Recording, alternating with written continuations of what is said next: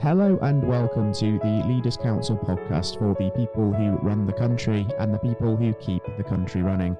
I'm your host Scott Challoner, and today as always we'll be projecting the voices of real and authentic business leaders from across the nation and telling their real life stories of success and of innovation.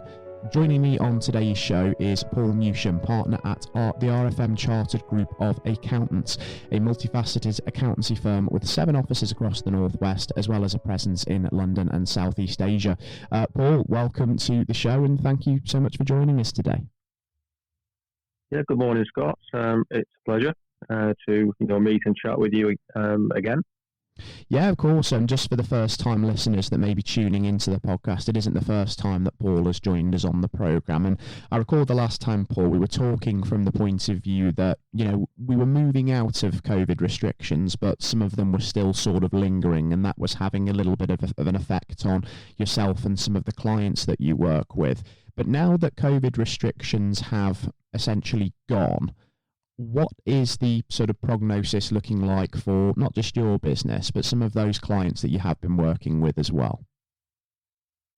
Yes, well, from my particular business, there's not, our service has been, continuous throughout COVID at the end of the day. The only thing that we noticed was the type of advice that clients were requiring, whether it be just hand-holding, reassurance, etc., through COVID. And then obviously as we've come out of COVID, the client's demands have maybe moved back to where they were before. But then, as we come out of COVID, clients are looking to, restart the businesses, mainly working capital, etc. So we are trying to help clients, raise further funds to do that. In respect to the clients themselves, there's kind of a mixed kind of scenario as they come out of COVID, because some of them have actually done well within COVID, whereas some have, for example, in the hospitality sector have obviously struggled. We've got clients that, a good example would be a wallpaper manufacturer that we have in the Northeast. Now they've had one of the better years because obviously people have had, money in their pockets, and they've not been able to go out and spend that money. So they've obviously used it to, redecorate the house. With other clients that are involved with kind of external kind of tiles, etc., patios, and, they've had the best year kind of ever. But, the downside now that they're all finding is that, there's now a shortage of materials, and they can't really see that continuing until the supply line improves. I was speaking to a wine distributor this morning just before this call, and obviously he imports, I should say, quite a bit of wine from Europe, and the lead time that he has now is probably 3 months before he can get the wine that he wants. Which causes difficulties for him in respect to the fact it's difficult to get the wine in, but also he has to try and anticipate what people will want to buy, because his lead time is that much longer than what it was before. There's kind of a mixed kind of response from clients as they come out of COVID. Yeah, it's sort of the aftershock of the pandemic, isn't it? But it's also a little bit of a knock-on effect also from Brexit, isn't it? The sort of, not just the material shortages, but also the fuel shortages, the shortages in labour as well. It's kind of like that sort of double-pronged hit from sort of leaving the European Union and also suffering the effects of COVID that sort of ultimately led to this. And it is a challenge for businesses to manage because we've come out of the chaos of restrictions and now we're sort of having to sort of manage through this period as well. Yeah, that's correct. It's almost like a perfect storm where everything is like, arriving at the same time. And obviously that's, causing difficulties. We all have probably benefited from the boost of, the business support loans, the Bounceback loans, the fact that we've not been able to spend and that money has been accumulating in, people's bank accounts. And that's, created kind of almost like a mini boom within the economy, and has caused things like a shortage of cars. I know that's linked to the shortage of the chips and that, but the second-hand car market, the cars are increasing in value rather than depreciating. Um, so that's kind of where we are. At the minute. Mm.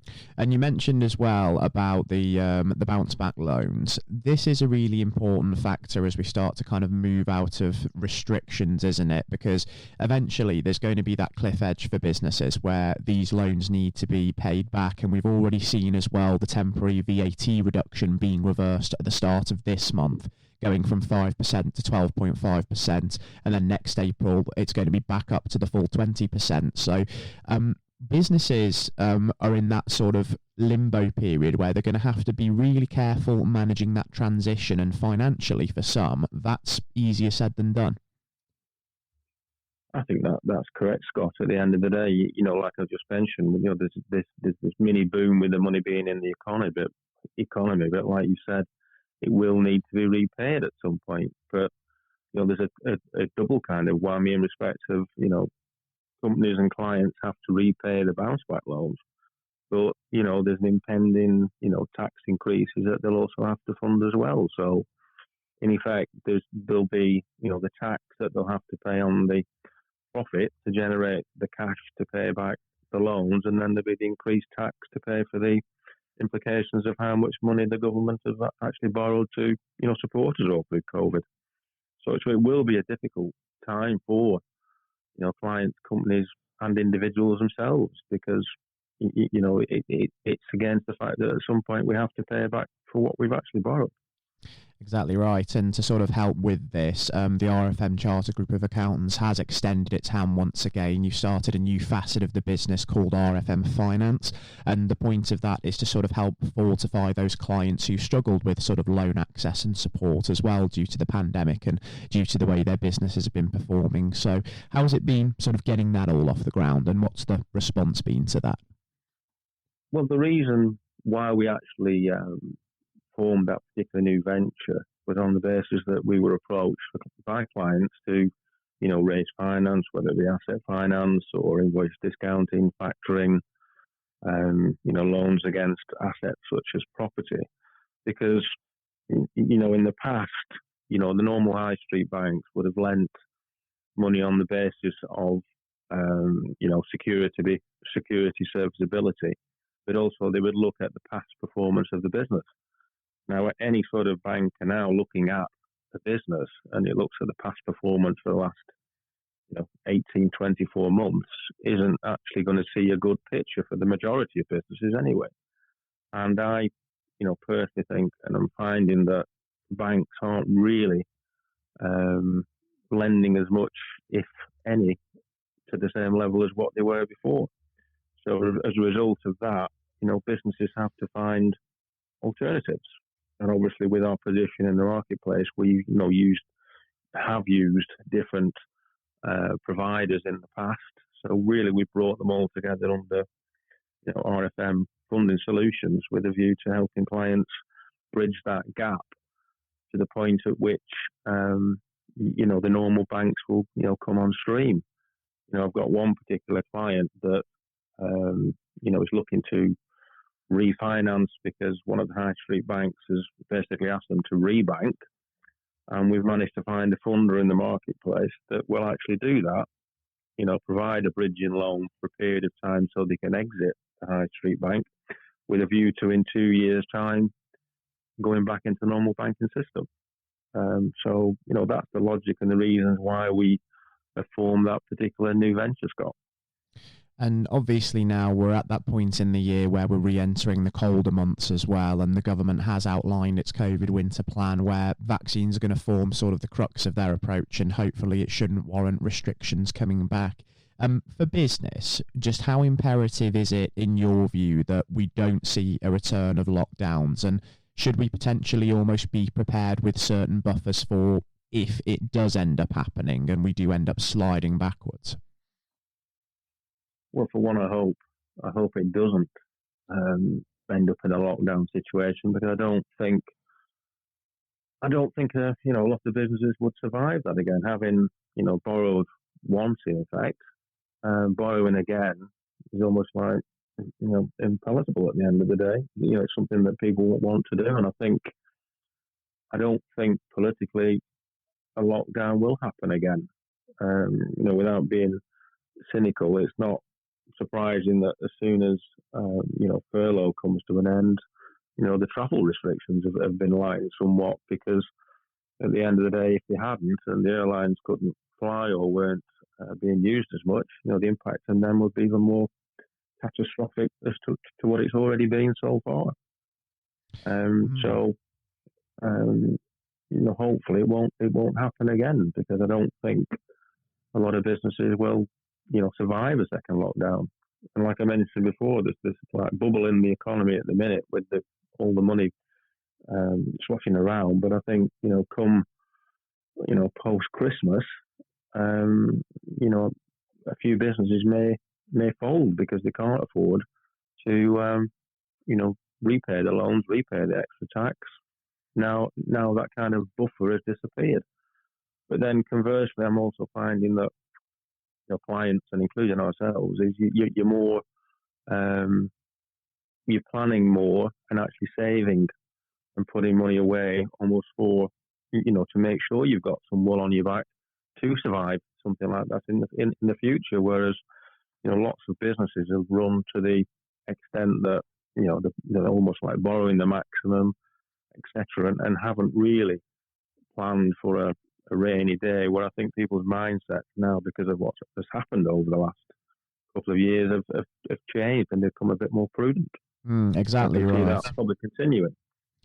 Yeah, I think that sort of prudence, as you call it there, that's probably the best word, and that was the word I was going to use for sure. I mean, it's moving away from that sort of hand-to-mouth existence, isn't it? And that's exactly why, again, we need to, of course, move away from sort of lockdowns, because as obviously as amazing as the support measures have been from the government, it's not something that's sustainable in the long term, having the state continuously propping up businesses and propping up the economy. And people who think that we can just afford to keep doing that almost annually when we get to the winter, I mean, that's an idea that needs to sort of be done away with very, very quickly, isn't it? Yeah, that's correct, Scott. Hopefully it won't happen again, fingers crossed, and everything else crossed.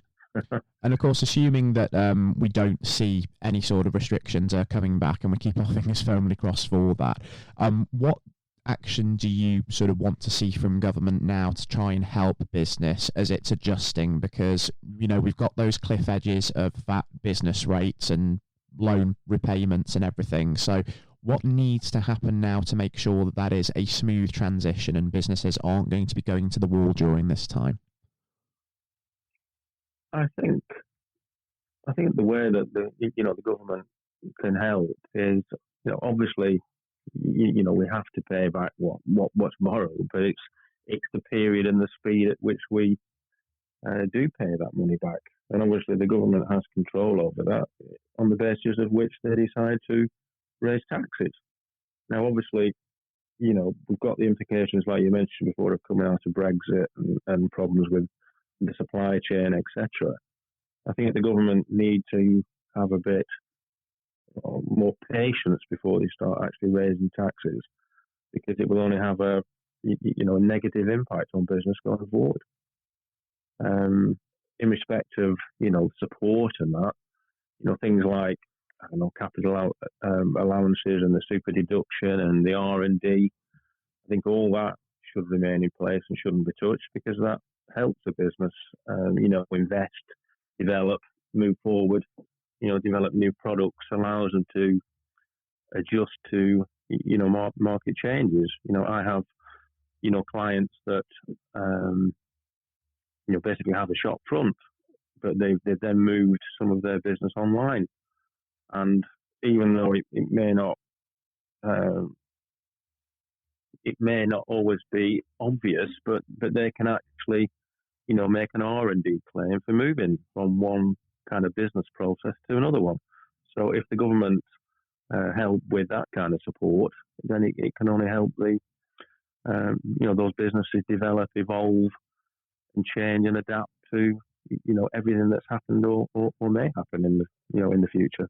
And hopefully there are signs that the government is really starting to prioritise that, because the Department for Business, Energy and Industrial Strategy has announced a review into the nation's RDI, Research, Development and Innovation organisational landscape to help sort of keep business driving the economy forward and gauge whether improvements are needed to keep the country a superpower in the fields of innovation. So hopefully the signs are there that, this is what they're prioritising and that's not going to be compromised during this period.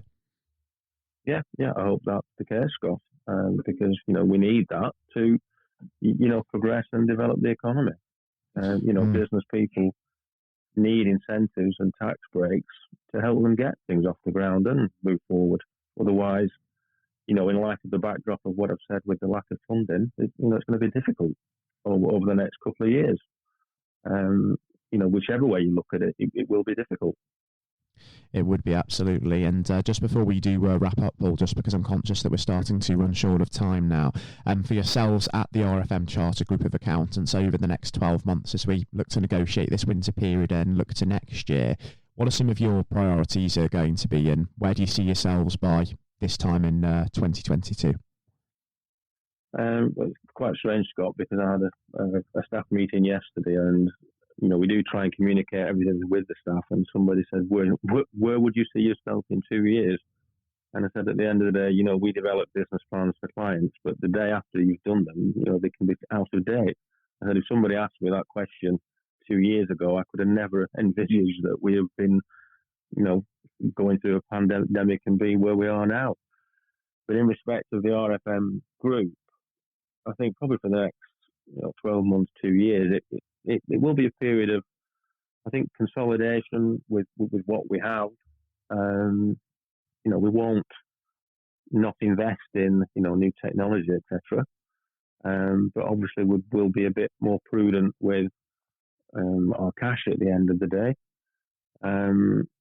But having said that, we will still be looking to, expand and add on, further offices and businesses to our kind of portfolio. That won't really stop because, regardless of whether you're in a boom or a depression, opportunities do arise and you have to assess them and then decide whether or not you wish to take them forward or not, regardless of what's going on in the economy. So I still see us, developing and expanding, but maybe, with one eye on keeping a bit of, wool on our back going forward.